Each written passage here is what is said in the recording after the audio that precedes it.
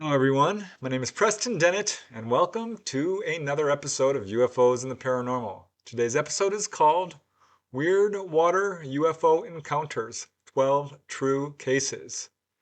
I love the cases involving USOs, unidentified submersible objects, because there are a lot of them and they haven't gotten a whole lot of attention. But if you map out UFO encounters, you'll see that there's definitely a connection to water. Lots of cases of UFOs hovering over large bodies of water, small bodies of water, reservoirs, rivers, streams, lakes, you name it. There's absolutely a connection. Some people have speculated that UFOs use water as a fuel source. I haven't found any evidence of that. But I do think that there is good evidence that they use it to perhaps cool off their ships and, of course, to use water in the same ways that we do. And what I've done today is I've found 12 really interesting cases which are just a bit offbeat, unusual, have unique elements to them, which I think help explain some of the ways and the reasons UFOs are attracted to water. These cases come from all over the world, Canada, across Europe, Japan, New Guinea even, of course the United States as well, really all over the world, stretching back into time all the way to the 1900s. I found some really early cases as well as some modern cases, a few cases involving humanoids as well. I love humanoid cases, as you know.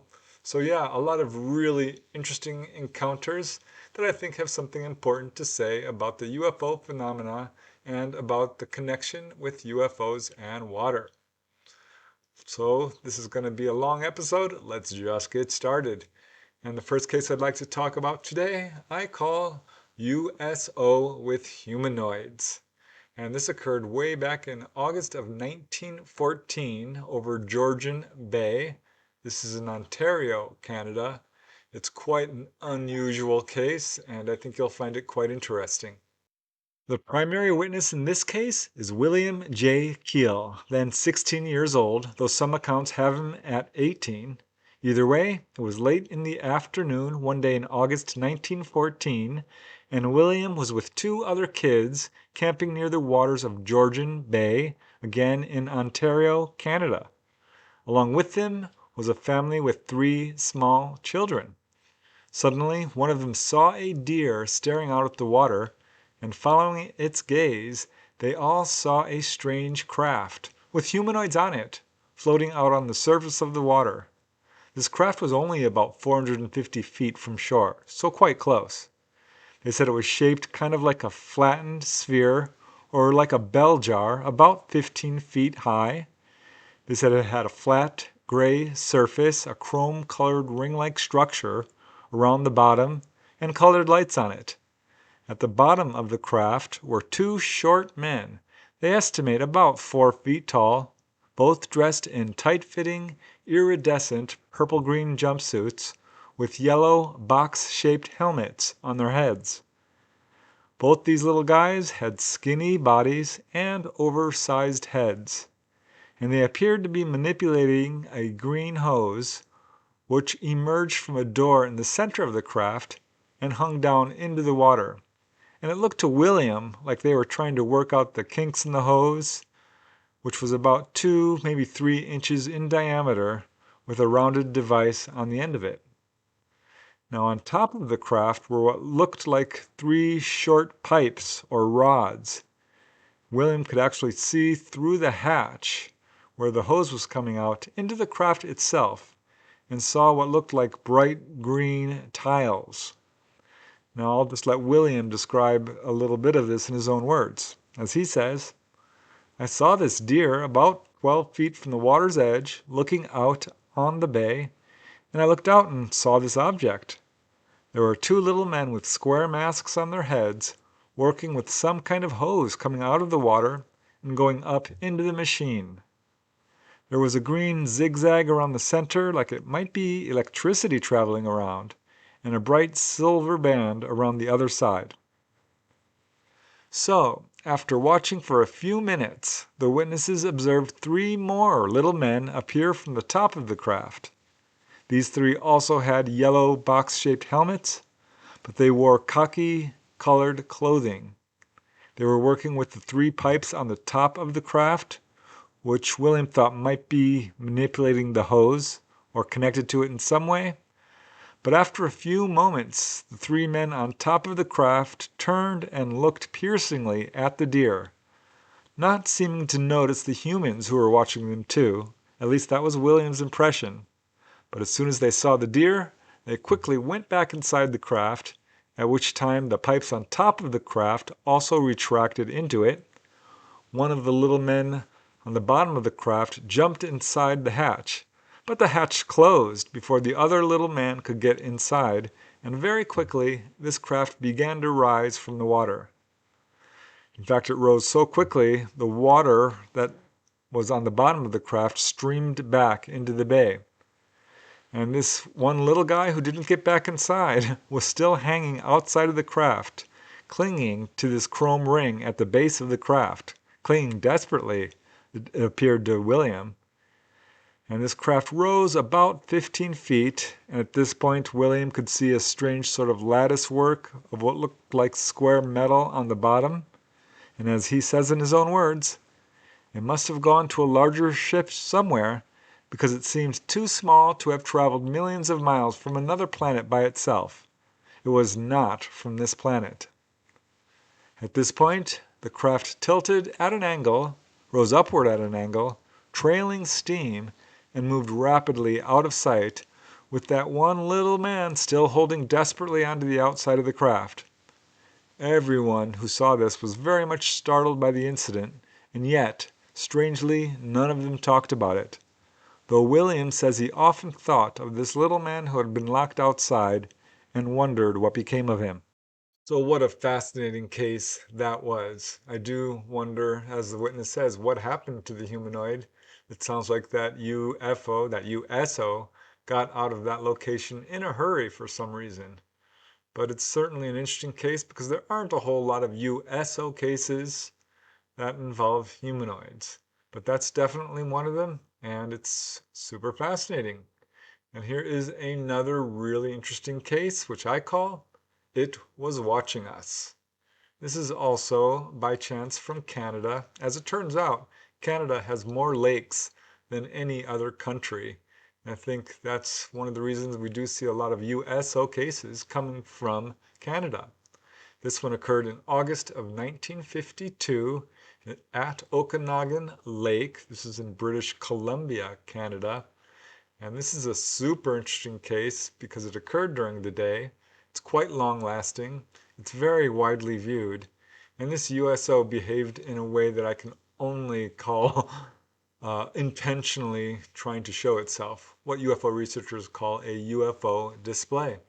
In August of 1952, Gordon Sanborn, his wife Dorothy, and their cousin Stuart Sanborn had an experience that would change the way they felt about UFOs. At that time, Stuart lived in Summerland, located next to Okanagan Lake, again in British Columbia. Gordon and Dorothy had come to visit, so they decided that they were going to take a ferry across the lake to Kelowna so they could see some of the countryside. But they were about to see something much more interesting. And as Stuart says, when we reached the ferry slip to cross over to Kelowna, we realized we would have to wait a bit because we could see the ferry still on the other side. And then, about half a mile north of the ferry, we noticed this thing. Dorothy saw it too, and as she says, I remember pointing it out and saying what a beautiful white boat it was. It was moving around so gracefully, and though we still couldn't make it out very well at that distance, it seemed to have a smooth, round design we had never seen before. So at this point they're still in their car, and they watched this strange, what they thought was a boat, for several minutes. And as they joined the line of cars waiting for the ferry to arrive, they got an even closer and better view of the lake and the object. And to their amazement, they noticed that this weird object was now moving directly towards them. And as Stuart says it in his own words, We could see the wash coming out from either side, yet somehow the boat, as we thought it was, didn't seem to be moving very fast. As it came closer, we still thought it must be some unusual kind of modern boat. It looked like a round hard hat sitting on a platter, but there was something about that wash that looked different, and that started us wondering. So this perfectly circular craft seemed to move lightly along the lake's surface, kind of reminding them of a stone skipping across the lake, but it glided smoothly, and there was something about the way it was kicking up the water around it that seemed unusual, though they couldn't say exactly what that was. But as it got closer, they began to realize that this was much more unusual than they thought. As Stewart says, then, suddenly it really surprised us. It was a few hundred yards away when all at once the wake disappeared and we realized this thing was in the air. It changed direction to the right so that it came straight towards the ferry dock. And then it stopped dead, less than 100 feet in front of us and about 50 feet above the water. So at this point, the three of them could hardly believe their eyes. It clearly wasn't a boat, it was some kind of UFO, and they weren't the only ones seeing it. There was a whole crowd of people watching it. As Dorothy said, we sat in the car, spellbound. We couldn't believe what was happening. They estimate the object was about 30 feet across. They could see that it was surrounded by a strange haziness, which gave an indistinct fuzziness to the edges of the object. They said it looked almost translucent, but they did feel certain that anyone inside that thing could see outside of it easily without being seen. And as Stewart says, it stayed there, absolutely silent for a minute or so, and we definitely had a feeling it was watching us. Then it started back across the lake. By this time I was out of the car to get a better look, and I told the others I wish I had a pair of binoculars. Now, at that moment, an American tourist in the car behind them heard Stewart and said, "Here, take mine. I've seen enough." And he handed Stewart the binoculars.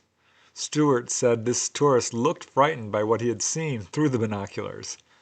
So Stewart grabbed the binoculars and looked through them at the object, watching as it moved off at a leisurely speed he estimates about 20 miles per hour.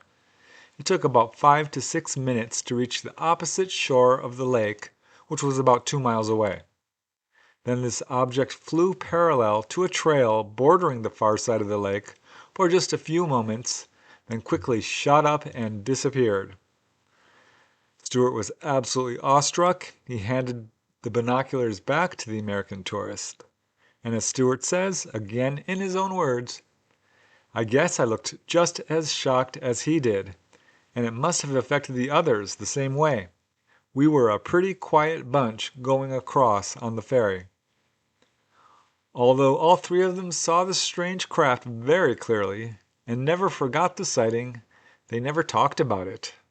Dorothy did record the sighting in her diary shortly afterwards, but strangely, there was no conversation about what they had seen. As Dorothy says, "Afterwards, for some reason, we had no desire to talk about it. It was as if we had been told not to." So given the path of the UFO moving straight towards the witnesses and then stopping, it appears that it wanted to be seen. It was decades later that the witnesses finally did report the encounter. By this time, sadly, Gordon Stewart had passed on, so his testimony remains unrecorded. But an interesting endnote to this case, as it turns out, Lake Okanagan is the home of the famous lake monster, Ogopogo, a cryptozoological creature, which is perhaps Canada's most famous lake monster. Yet, like UFOs, ultimately remains unidentified. Definitely an unusual case. I like it because the witnesses didn't immediately jump to the idea that this was a UFO. Not, of course, until this object rose from the water and flew off. I also think it's an interesting coincidence that this took place in Okanagan Lake, where there is a very famous cryptozoological creature. That would be interesting if there was a connection there, but it's certainly an interesting coincidence, to say the least. All right, moving along. And here is another really extensive case, which has really only a peripheral connection to USOs. One of the events, and there's a series of them, did involve a USO encounter. That's why I included it, but it's a very long, complicated series of events involving this amazing UFO wave. And I call this one Ordeal at Oradell. And there's a reservoir in Oradell, New Jersey, and that's where this took place. This was on September 15, 1962, at Oradell Reservoir in New Jersey.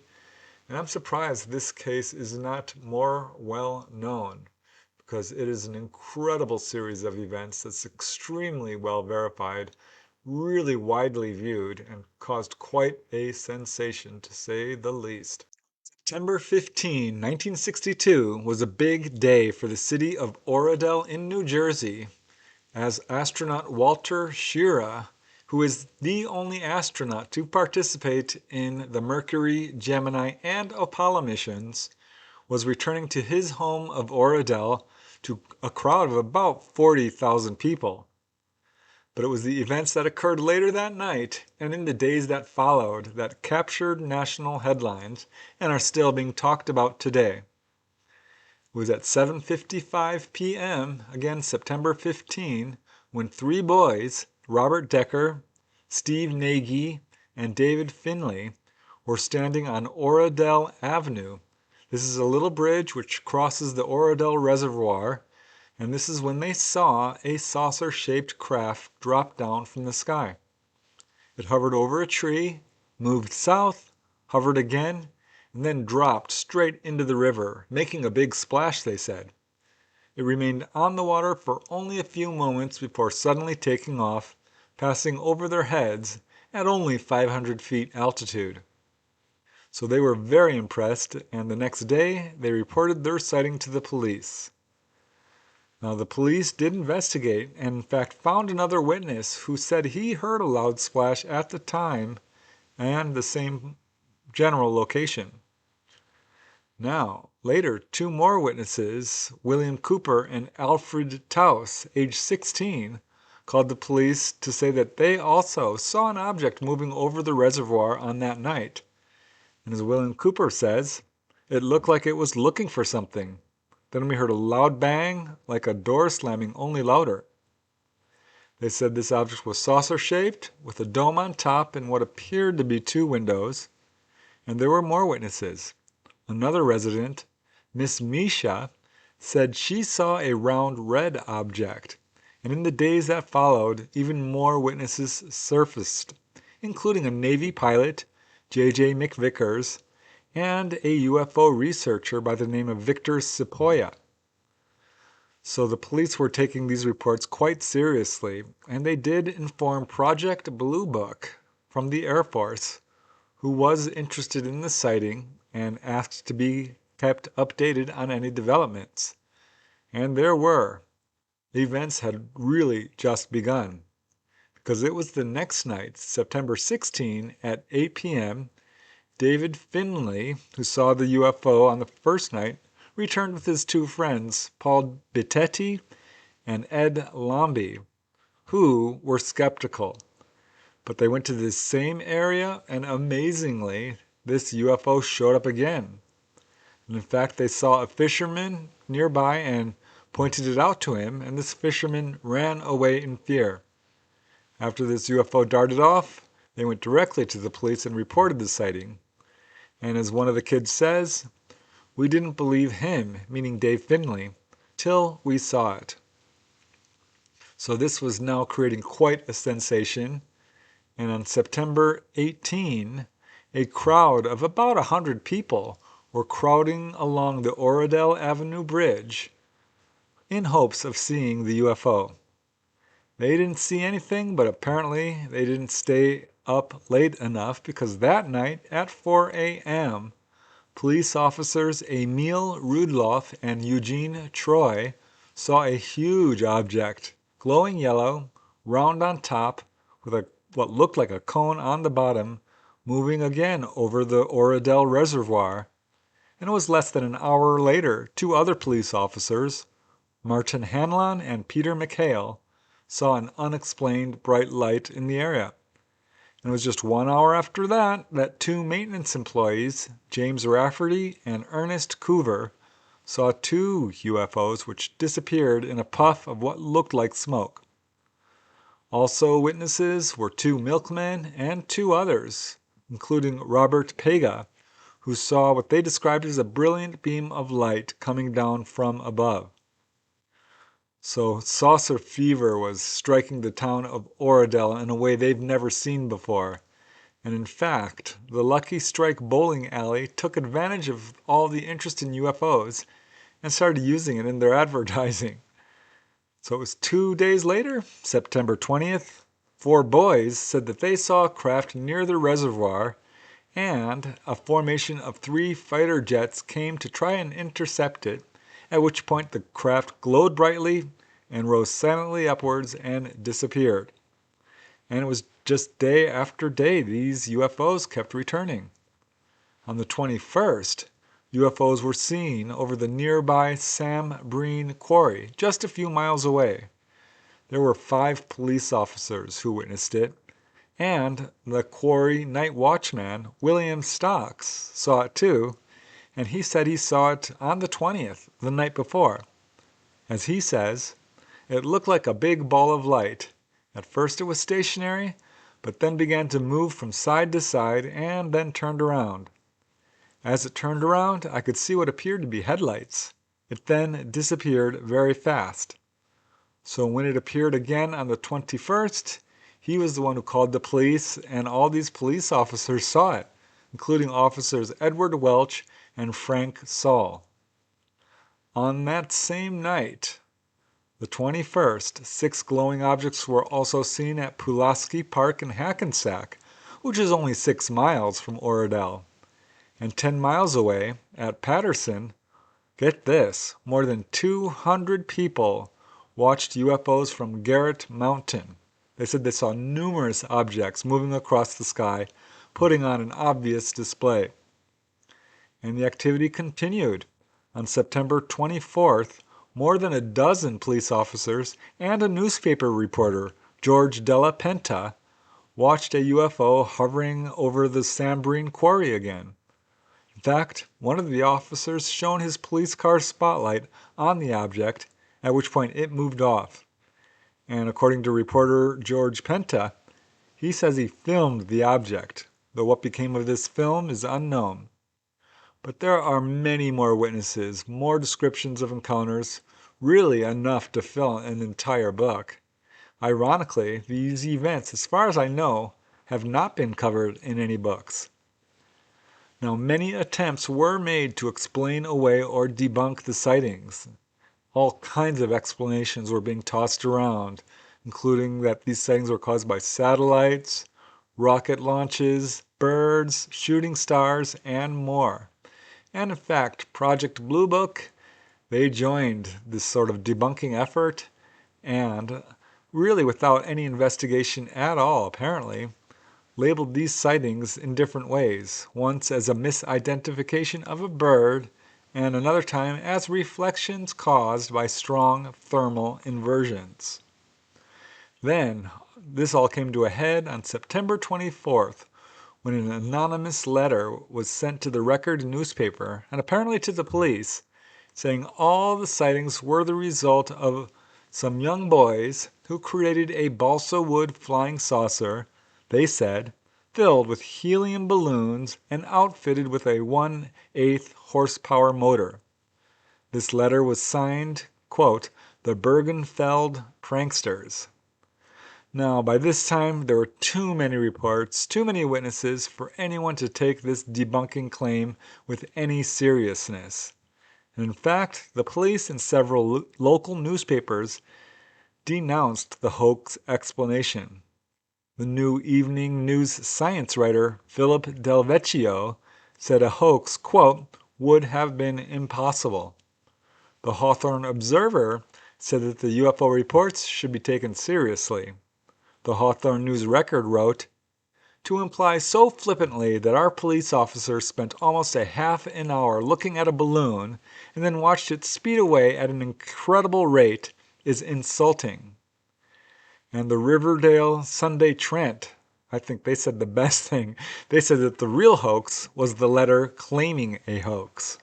How amazing is that case? I mean, hundreds of witnesses, several who were independent of each other, a lot of police officers seeing this thing, that weird connection to the astronaut visiting his hometown. Makes me think that this may have been an intentional display, perhaps, I don't know, in some way commenting upon our journeys to the moon. Hard to say, I'm totally speculating there. I just found it to be an interesting coincidence. And I also like this case because it shows the amazing debunking efforts that our own governments go to try to explain away these encounters. And the witnesses weren't having it.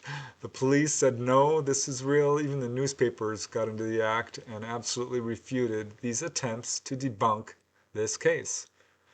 Definitely deserves to be more well known, and that's why I wanted to include it on this list. And now we move to another case, which is apparently quite well known, certainly where it occurred. I had never heard of it before, and I'm not sure that most people know about this case here in the United States. I call this one the Parapava River UFO crash. This occurred on October 31st, 1963 in Iguape, Brazil. And it's a fascinating case because it does involve physical evidence. It does involve a lot of witnesses and an apparent UFO out of control crashing into a river. And it's an amazingly complex event as well, as we shall see. This case was first reported on by Coral Lorenzen of APRO, and it just had legs from there. Many people started to talk about it. This event began around 2:30 p.m., again on October 31st, 1963, when 8-year-old Ruth de Souza was outside her home in Iguape, Brazil, when she heard a loud roaring, banging sound, and looking up, she saw a silver flying saucer flying at very low level over her house, low enough to almost hit it. It didn't. It went over the house, but it did strike the top of a palm tree and then gyrated uncontrollably, seeming to struggle, zigzagged erratically, and then plunged into the nearby Parapava River. So shocked by the sight, she ran towards the house to tell her mother, Elidia de Souza, who actually also heard this roaring sound and came running out. And seconds later, Rute's uncle, Raul de Souza, came running up. It turned out he had been working outside and heard the roar. Now all three of them, looked at where this disc had plunged into the river, and they could see the water, quote, boil up. It was surging and erupting with water and mud. Meanwhile, on the other side of the river, fisherman Tetsuya Yoshigawa watched the whole event happening, including the disc striking the tree and then diving uncontrollably into the river. He said the craft itself looked kind of like a, quote, wash basin. And like the other witnesses, he said it appeared to be out of control. He said the noise of the craft was so loud as to be almost deafening. And there were other witnesses. Another was a farmer nearby by the name of Isuo Okidi.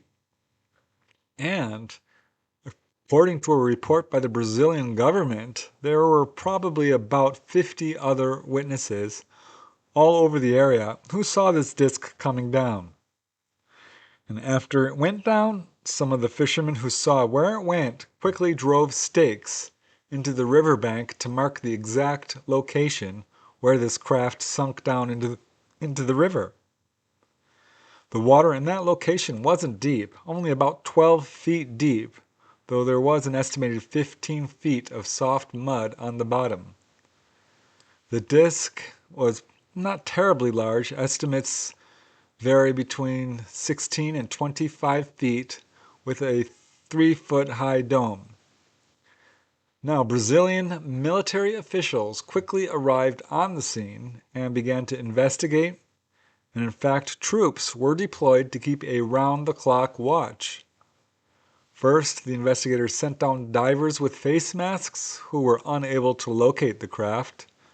They got better equipment, and next they sent down professional scuba divers who also were unable to find any evidence of this craft. Turned out the deep mud proved to be a huge obstacle in looking for this thing, and speculation began to mount that this disk was hiding in the deep and inaccessible mud. They tried using mine detectors to locate it, which was also unsuccessful. They did take samples of the damaged palm tree, which were collected for study. The entire investigation lasted some 2 weeks and then was terminated due to being unable to find this craft. So whatever happened to it remains a mystery. And as Coral Lorenzen of APRO writes, we must consider the possibility that the disk, after settling to the bottom, either proceeded through locomotion of some sort away from its initial resting place and is not now in the original spot. If so, it could be anywhere in that river. Also, the size indicates that it may have been manned, and if so, perhaps repairs could be effected underwater and escape from the river and the mud accomplished during the night hours at some spot more isolated than where it originally sank. As far as I know, that UFO, USO, was never recovered, and apparently it was managed to slip away to wherever they go off to. But it's an interesting case. I don't know of any quite like it, being so widely viewed, having so many close-up observers to it, and the Brazilian government taking it very, very seriously. So certainly an important case. And here is another one, which is probably virtually unknown. And I don't know that it was ever officially investigated. And it's quite a brief case, but so unusual that I decided it deserved mention at least. And I call this one a UFO fish story, because I wonder about it. It is a bit unusual. This occurred in 1964 in Castro in Chile in South America, and it's quite a bizarre case. I don't know of anything like it, but it certainly is a USO case, and you can make up your own mind about it. This case may sound like a fish story, and technically it is, but it appears to be a serious report from Chilean researcher Antonio Cardenas Tabiz, who recounted it in his book Pacifico Sur. The main witness is Renato Cardenas Alvarez, who, one evening in 1964, was fishing along with a group of other fishermen in the Moraleda Channel in Castro, Chile. They fished by throwing nets into the water and pulling out fish, and as they were doing this, suddenly Renato and the other men saw a tall male figure, glowing white, emerge from the water, and he stood still and stared intently at them. This time he was still waist deep in the water, just staring at the fishermen, and they were all afraid but continued fishing. After just a few moments, the glowing man walked back into the ocean and disappeared beneath the surface. However, even after he was no longer visible, the men could see a strange glow under the water. And here's where the story gets even weirder. Shortly after the man vanished, the fishermen's nets were suddenly filled with fish. In fact, the fish jumped in droves like they had never seen before. The fishermen returned home with an unprecedented huge load of fish, but they seldom talked about what happened. So I don't know about that case. I found it fascinating because perhaps there was a connection to the fact that these fishermen had such an amazing catch of fish immediately following this humanoid encounter. Could be a coincidence. I don't think so. It was a multiple witness counter. I wish it was more thoroughly investigated and validated, but it is what it is, and it is certainly fascinating.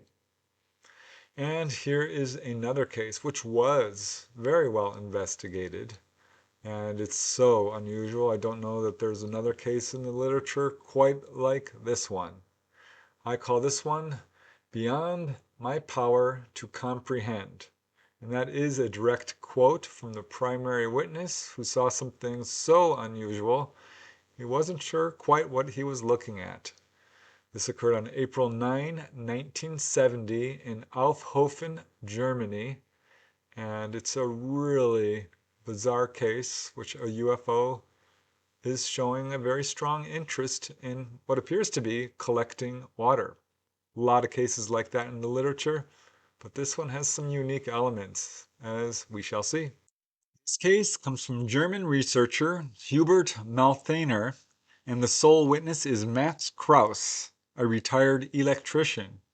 It was around 4 p.m. on April 9, 1970, as Max was taking a walk near Aufhofen by a little stream of water alongside the road, which was swollen from recent rains. And this is when he heard two sharp banging sounds, kind of like a sonic boom, though he says it was more muffled. But not seeing anything unusual, he continued walking. Now suddenly, a murder of crows took off at high speed. By that I mean a flock of crows. Now Max says he never saw crows fly away so quickly before. Then, for some unknown reason, he turned around and saw something very peculiar. It first looked to him kind of like a network of branches from a small bush being blown across the street in front of him. But as it got close, he saw that it was in fact a transparent sphere about 1 to 2 feet wide, and it had 8 gray-green spokes radiating out from a dark center, which inside showed a faint tetrahedral prism inside.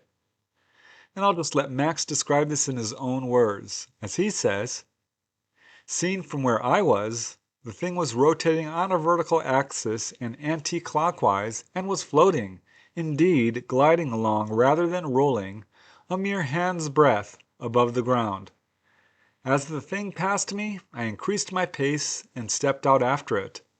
At the moment of the encounter I was not frightened, merely astonished and curious, but I was incapable of doing anything whatsoever, such as picking up a stone or going over to the thing and giving it a kick with my foot.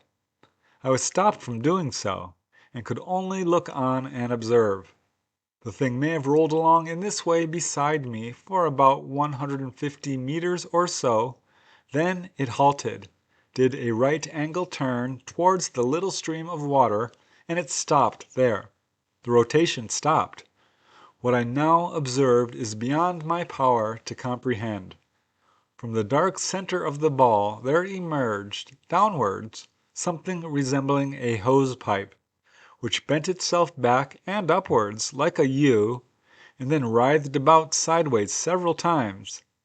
In the bend nearest to the ball there appeared a gleam like a brightly glowing hot iron. The hose pipe started wriggling about like a worm, extended itself, and went down to the ground. I am convinced that it reached the water. So as he watched, this weird hose pipe seemed to suck up the water, and in fact, he could now see the central part of this sphere become milky. And as he says, it looked like, quote, water before it boils.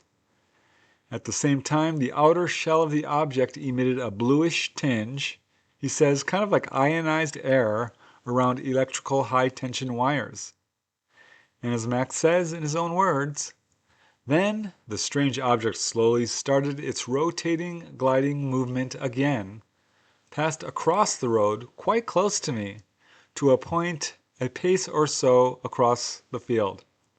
And there it vanished, so absolutely silently and at such lightning speed, straight upwards into the sky, that I was unable to follow it with my eyes. Now he saw for quite a while this device had kept pace with him for about 450 feet, with a distance from him of about 20 feet, though at its closest approach he says it was only 6 feet away. And he's convinced that the purpose of this device was to collect water from the stream beside the road. And the whole encounter left him absolutely dumbfounded. He was physically okay, just astonished. And as a professional electrician with more than 40 years' experience, he was very familiar with technology, especially engines. But this was very clearly extremely advanced. And in fact, he returned to the spot the next day to take photographs and look for any evidence. Unfortunately, he found no evidence. He did tell his wife, who dismissed his story, but Max felt it was important enough to talk about and later decided to share it with researcher Hubert Malthaner. And as Max says, if the affair ever becomes known here locally, I suppose it will be all up with my reputation. I assure you that I have told the truth in every respect. So yeah, a single witness case, but the witness swears up and down that this did happen. And I find it really interesting because there are so many cases where UFOs are collecting water, and that appears to be what this UFO was doing. It's also an interesting animal reaction case in that it affected that murder of crows. Uh, so yeah, a really fascinating case. And here's another one, which is fairly standard when it comes to UFO water accounts. But I certainly think it's an interesting case.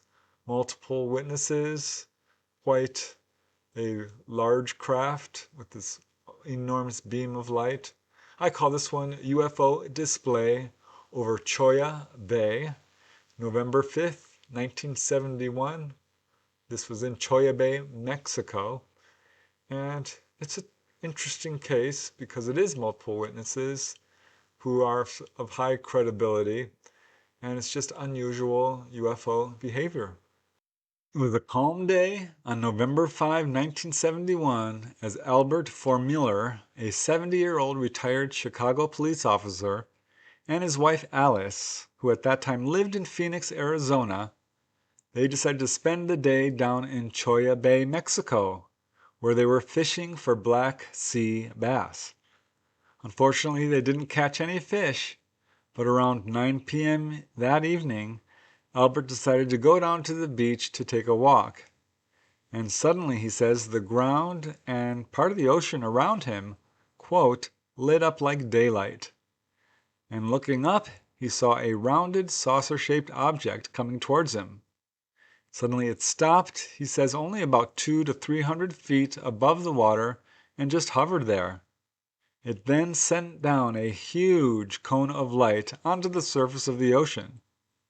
Now Albert was standing only about 25 feet from the water's edge and says that the light from this object extended about a half-mile across, almost up to the shoreline.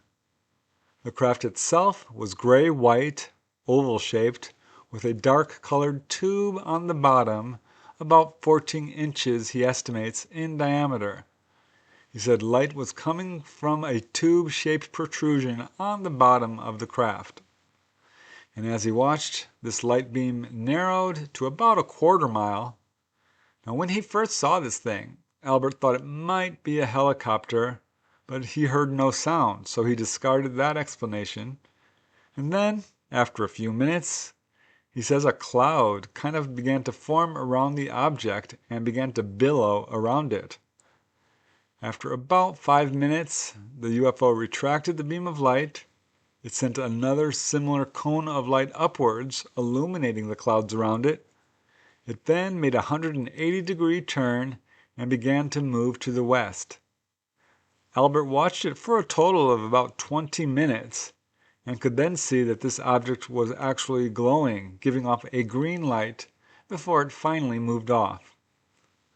So the next day, Albert started asking other people in the area if they had seen anything strange, and he found a security guard who said that yes, he had just entered the bay and saw a strange light in the air which moved to the west, casting a green light in the clouds around it, just as Albert had reported. So later, investigators looked into this and located another group of witnesses, including Norman Norris, a Phoenix police officer, who was in the area with Grady Hendricks, his brother-in-law, and Grady's wife, Norman's sister. The three of them were about 12 miles northeast of Pelican Point and were driving to Choya Bay when they saw what's apparently the same object, but they did describe it as white, oval-shaped with a dark-colored rim around the center. APRO, the Aerial Phenomena Research Organization, was looking into this, and they said that there were also additional witnesses, but there is no other information on their testimonies. But Albert told investigators that he would, quote, swear on a stack of Bibles against any government official who say that there are no UFOs. And he says, quote, I saw what I saw. Very hard to say what was going on in that case. I mean, the UFO could have been shining down that beam of light on the water for a number of different reasons. It is technically not a USO case in that the craft actually touched the water, but given that it was so close to the water and interacting with the water, I think it's fair to include it in this little collection here. Now, here is another case, one of my favorite in this little bunch, because it does involve what appear to be humanoids. It's quite an extensive case. I call this one More Dead Than Alive. This case has a lot of interesting facets to it, because it is quite extensive. It involves a night watchman whose job it is to look for anything unusual going on, and he did see something really unusual. It's a really good example of how profoundly a person can be emotionally affected by a UFO encounter. This one occurred in July of 1973 over Tomokomai, Japan. And as you'll see, it's an incredible USO encounter.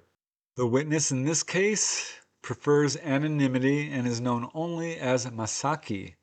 He was 20 years old. School was out for the summer, so he was working as a night watchman for a lumber yard in an isolated area of Tomokomai. He was sitting in his car one night in July of 1973, just watching the area, looking up at the night sky, and this is when he saw a, quote, streak of light fly across the sky and disappear. And he automatically assumed this was a shooting star until this light reappeared and suddenly grew in size and began hovering and pulsating. And looking at it, he knew instantly that this was a UFO. And as he says in his own words, I felt as if my head would explode, and then felt my hair stand on end. But after an instant of extreme surprise, although I was aware that I was still afraid, I was making frantic efforts to follow the movement of the UFO. The light moved to and fro in all directions, within the limit of 1 meter visually. Suddenly, it began to descend with a spiral motion, and having come down to an altitude just above the dome of a cement factory, which was visible in the far distance, it began to send out intermittent green light rays in every direction. As the scene was too science fiction-like, I wished what I had been observing would prove to be a dream or my imagination. But in spite of such wishing, the UFO did not stop its action. And in fact, at this point, the object came down over the waters of the bay, moving very quickly in a long sweeping arc. And Masaki could now see that this object was now much closer to him than he had originally thought. He says it dropped down about 60 feet above the water and stopped, and was now a brilliant orange and lit up the surrounding area. And then, as Masaki says in his own words, then, from the underside of the light, came what appeared to be a glass-like transparent tube. And when the front edge of that tube touched the surface of the water, That part of the tube began to glow and appeared to be sucking up the bay water. Accompanying the elongation of the tube, I heard a faint sound, just like the sound of a cicada, but the sound was not so monotonous and appeared to be lower in pitch. After dropping my head down for some minutes, having been affected by the scene in such a way, I looked up again and saw that the light had finished its sucking action and was maintaining its position in the same place. So here we have another UFO taking water. After a few moments, the light began to move, and Masaki realized it was heading right towards him. And in seconds, it was about 150 feet directly over his head. At this point, it diminished in brightness and now appeared to be a white, solid object, not just a light. As Masaki says, I was frightened and felt more dead than alive. The feeling I was assaulted by at that moment was that I would be attacked and killed by that object.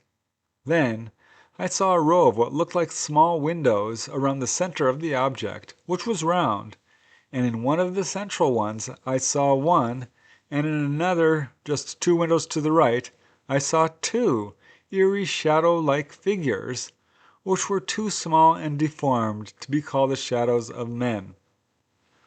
So at this point, Masaki was overcome with fear and rested his head on the steering wheel, groaning out loud in sheer terror, he said.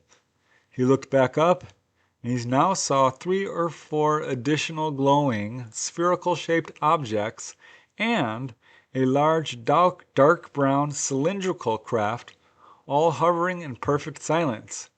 And very quickly, as he watched, the 4 glowing spheres entered into the cylindrical object, which shot off to the north at fantastic speed. And Masaki's had a physical reaction to all this, as he says, I began to feel my whole body go numb, just as after we sit for a long time for a yogi practice. It was then that I perceived that my radio was emitting meaningless sounds, and at the same time I felt my head aching. I could not relax after this terrifying experience, and was anxious to be replaced by the other man at dawn. So there you go. I think that case just goes to show how you never know how you're going to react if you have a close-up encounter with a UFO. I'd like to think I wouldn't react in fear, but I can understand if some people do. I think this is partly because of this vicious, brutal, worldwide cover-up, where this subject is shrouded in fear and confusion and disinformation. And it's really such a shame, because I think a good objective look at these cases shows that we have nothing to fear from these guys. Their agenda is not nefarious. This is my opinion based on the first-hand cases. So you can make up your own mind about it. Okay, moving along. And here is a really fascinating case. I like this case. It was thoroughly investigated. It was quite widely viewed. It occurred in a very unusual location. I call this USO at Pitilu Island. And this occurred in the 1970s. We don't know the exact date, but it was in Papua New Guinea. There have been some really interesting encounters coming out of this area, but this is a tiny, itty-bitty little island, and this USO encounter is really unusual. This case comes from Carl Feint, author of UFOs and Water. He is perhaps the leading authority on USOs, and the witness to this case is a friend of his sister's. She worked as a missionary for about 28 years, and it was one evening in the 1970s, she doesn't know the exact date, while she was staying on this tiny island called Pitilu, that she and the local residents had a really remarkable USO encounter. Again, this is a tiny island located nearly on the equator. It's only about 3 miles long, less than a half-mile wide. It played a vital role in World War II. It had an airstrip, But back in the 1970s, it was occupied by only a few hundred people. And it was again one evening in the 1970s during a full moon. The witness was sitting on the beach at the north end of the island when the people on the west end began shouting. And as the witness says, so everybody came running. Look, look, look. And there, about 3 meters high, not very high, we saw this blimp flying. It had white light, and then it had some red and green. And when we saw it first, it was flying in sort of a bizarre way. It was weaving back and forth. And all of a sudden, it straightened out. And of course, the crowds gathered. More and more people. Look, look! Then it went down the island. It turned at the eastern end, and it landed in the water, which was all reef. It wasn't very deep. According to the witness, this craft did have windows.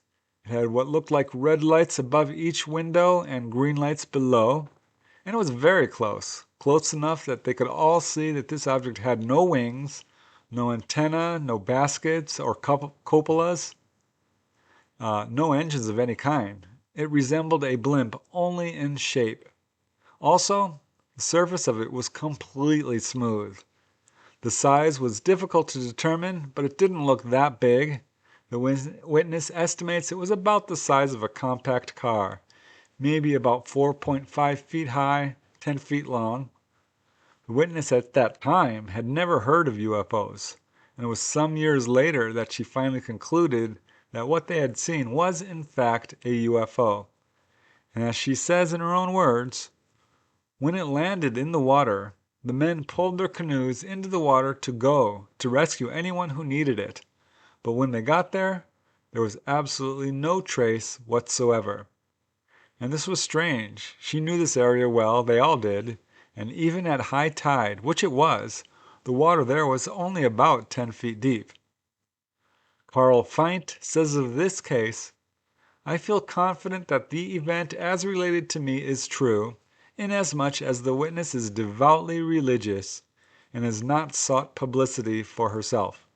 I like that case because it was investigated by Carl Feint, who's really the go-to guy when it comes to UFO water cases. It's such a shame he's passed on because he was doing really important work in this aspect of ufology. And it's such a fascinating case with this UFO, USO, going into such shallow water. Really interesting. I always wonder what these ETs are thinking about when they're doing their things. It's one of the reasons I like doing this research, is trying to figure out what's going on inside these craft and what these ETs are up to. And here is another fascinating USO encounter, which I call Fishing for UFOs. And while this is a single witness encounter, by all accounts, the witness is absolutely honest and sincere. It was thoroughly investigated by a very professional and prominent researcher. It occurred on July 15, 1981 in Newberry, South Carolina. And it was pretty widely reported at the time. But I'd be surprised if you've heard of this before. It's a really close-up sighting. This next case was investigated by MUFON member John Schussler, who would actually later become the head of MUFON, the Mutual UFO Network. It was a beautiful day in Newberry, South Carolina, and 14-year-old Carl E. Moore and his friends were fishing at a lake in Newberry, South Carolina. Unfortunately, they only caught a few fish. Evening arrived and they all decided to go rest on their cots some distance away from the lake. However, around 10:30 p.m., Carl decided he would go down to the boat ramp and check on his trot lines. And instead, he saw something else that left him, quote, quite disturbed. Looking up, he saw a 30-foot long, silvery white, cigar-shaped object traveling slowly above the water, only about 20, maybe 25 miles per hour. He saw that this craft had no windows or doors, but it was covered with small, whitish-blue lights, which flickered back and forth all across the surface. And as he watched, the craft maneuvered to avoid the trees surrounding the lake, then stopped and slowly settled down on the surface of the water. At this point, it was no more than 50 feet away from him.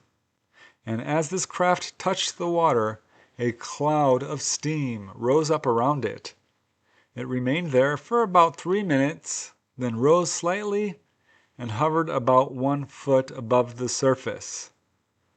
So this sounds like this craft was trying to cool off. Hard to say for sure, but clearly it was hot because steam rose up when it touched the water. Carl was very excited to see this. He could see it was very unusual, but he managed to, as he says, keep his cool, and he observed it carefully. Suddenly it shot upwards, instantly accelerating to 250 miles per hour, he estimates, and disappeared skyward. Carl said only it moved, quote, fast. At first, he told nobody because he didn't think his friends, who were asleep at the time, would believe him. But when he later heard about a UFO study group, he felt compelled to make a report. I think you'll agree that's a very interesting case, and yes, quite brief. There isn't a whole lot to it. But something I find super interesting is that it does appear that this craft came to the lake to cool down. Again, I'm speculating. It could have been sucking up water. I don't know for sure, but it's certainly a fascinating case. Another interesting takeaway for me was that the witness very nearly didn't report it. Makes me wonder if anyone else saw it and just didn't report it, and how many other cases go completely unrecorded. As we know, the vast majority go unrecorded. Again, such a shame, and I think we can directly blame our own governments, our own military-industrial complex, for basically spending an enormous amount of time, money, and effort to ridicule UFO witnesses and cover up UFO information. Thankfully, times are changing and the truth is coming out. And here is another case, which I call Follow That UFO. This also comes from Canada. It occurred in August 1981 near Hamilton, right in Ontario, on the shores of Ontario Lake.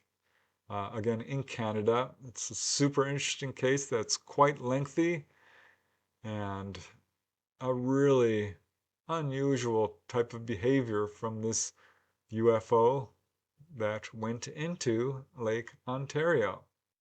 This very interesting case also comes from water UFO expert Carl Feint, and it involves 5 witnesses, 3 men and a woman, who were driving east of Hamilton and south of Lake Ontario early one August evening in 1981.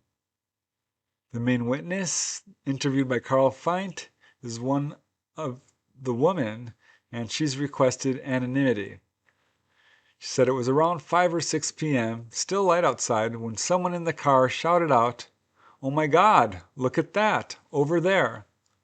And as the witness says, clear as day, the 5 of us saw a bright red saucer with a dome and yellow lights radiating from the bottom part of the craft. The radio in the vehicle became static. There were many comments regarding where it was going, and then someone mentioned, "Follow that UFO." All were in agreement. So according to the witness, this object was fairly large. She estimates about 50 to 60 feet in diameter, maybe 10 to 15 feet in height. But she said it was hard to estimate because they weren't quite sure how big it was or how far away it was. But they saw very clearly that this object was descending slowly towards Hamilton Bay, and they followed it in their car, and they were at high enough elevation to clearly see this object approaching the water. As the witness says, the craft was sighted to the right of us, moving in and towards our direction, and then crossed our path, moving left, just ahead of us, and then proceeded to slow down just above the bay harbor, and then appeared to just level itself down into the water ever so gently and totally submerge. The yellow lights of the craft appeared to settle into more of a pale yellow to white lights, and then seemed to dull out. There were more excited comments of, "Oh my God, it just went into the water." All of us were wide-eyed, and I think in a form of shock. So at this point, they quickly drove down to the spot where they had seen this craft go into the water, and they sat in their car, waiting and watching to see if anything else would happen. They did notice small waves and wondered whether or not the craft had caused them, though they couldn't be sure. But they remained in that area for a number of hours, very patiently waiting for this craft hopefully to emerge. And it was about 1 a.m. Their patience was rewarded when they saw not one, but two metallic, submarine-looking craft which were situated on either side of where this original craft had submerged. Now, one of these objects looked kind of squarish, and the other had what looked to them kind of like a periscope. But none of the witnesses were familiar enough with submarines to identify what they were seeing as a submarine or possibly a USO. As the witness says in her own words, one was on one end of the water and another across from it. If the craft was still parked where it went down, then it would have been sandwiched between the two subs. Of course, conversation and excitement regarding this element. Was this a part of the craft? Or were these objects actual subs? These objects stayed there unmoving all the while we were there. So they watched for another hour, and these two sub-like objects never moved. And finally, all of them just became too tired and they left. Now, while the U.S. Navy does operate subs in the Great Lakes, it's not likely that these were subs, as the craft submerged very close to the shore, and that's where these subs or these objects were seen, and it's quite shallow there. Also, these objects never moved, which is certainly unusual, though not impossible. Ultimately, it remains a mystery. Carl Feint, who again spoke with the witness, says, and I quote, "I believe that she had witnessed a UFO event." It's too bad that the witnesses didn't stay a little longer to see how that whole incident ended, but you can't blame them. They were there for hours watching this thing. I wonder about the two other craft. Were they submarines or were they ET? Very hard to say. The Great Lakes have an enormous amount of USO activity. I'm surprised there isn't more books written about it, because the activity going on, the activity going on there is off the charts. I mean, there is a lot of it. All right, and now we get to the very last case of this bunch, which I call "This Was Real Scary." And this is another example of how people can have a very strong emotional reaction tending towards fear to what is apparently just a simple type of sighting. Maybe not simple, actually, because this one involved a fleet of USOs, quite a big number of them. It occurred in April of 1988 in a very populated area, actually, Mersey Estuary, off the coast of Seaforth in England. This is not far from Liverpool, and yeah, very well populated area, though it did occur quite late, so there may be more witnesses, there might not be, but it is a multiple witness encounter, and it's super interesting. The witness in this case goes by David. That's a pseudonym, it's not his real name. But David often enjoyed fishing with his two sons, age 13 and 10. And one of their favorite spots was at the mouth of the River Mersey in the estuary off Seaforth, near Liverpool, and this was something they did most weekends. One evening around midnight, again in late April 1988, they and a group of a half dozen other fishermen were by a lighthouse in the middle of the estuary when a veritable fleet of UFOs appeared. There were, they estimate, about 5 of them, and they appeared one after the other. One appeared and swooped down into the water, and followed by another and another. These objects were sort of bow-shaped, kind of like a banana. They estimate about 20 feet in diameter and deep orange in color. The entire display lasted about 5 minutes, each of these objects submerging into the water. All the witnesses were shocked and scared. They wondered what they were looking at. Could this be a secret government craft or something much more strange and exotic? And as the main witness says, they stayed the same shape. Everybody was very shaken and frightened. Carl, his 10-year-old son, was shaking and crying and insisted on coming home. We had planned on staying hours. It was scary. I have never believed in flying saucers before, but this was real scary. After some time, the witnesses were shocked to watch all the objects now emerge from the water, again in the same way they had arrived, one after another, heading out to sea in the direction towards Ireland. Now, the witness did report his sighting to the Liverpool Echo newspaper, who showed no interest in it, though later the account was published in another newspaper, and then in the Northern UFO News, edited by Jenny Randall. Poor 10-year-old Carl was so traumatized by the sighting that even 2 months later he refused to go back to the area. But the main witness insists that they saw something very strange. As he says, "If it was a wind-up, I'd tell you, but it was genuine, honest." There you go. Another example of UFOs going into the water. USOs, unidentified submersible objects. I suspect our oceans, lakes, and rivers are quite busy with these objects because it is a perfect place for them to do what they do without being bothered or observed by outside witnesses. And I do know of cases involving not just one or two objects or even 10 or 20, but many.